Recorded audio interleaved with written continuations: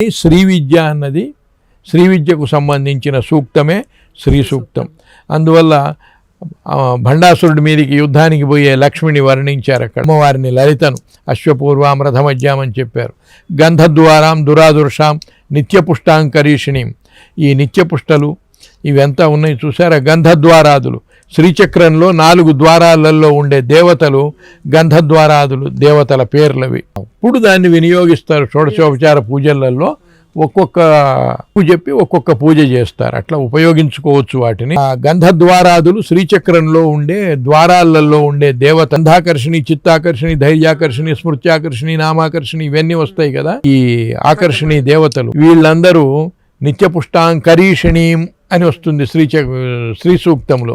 వాళ్ళంతా ఈ కరీషిణీ దేవతలు. ఇట్లా శ్రీచక్ర విషయమే అందులో చెప్పబడి ఉన్నది. కాబట్టి శ్రీచక్రానికి సంబంధించిన స్తోత్రము, శ్రీ విద్యకు సంబంధించిన స్తోత్రము శ్రీ సూక్తం. ఆ శ్రీ సూక్తంలో ఇవన్నీ చెప్పబడి ఉన్నాయి.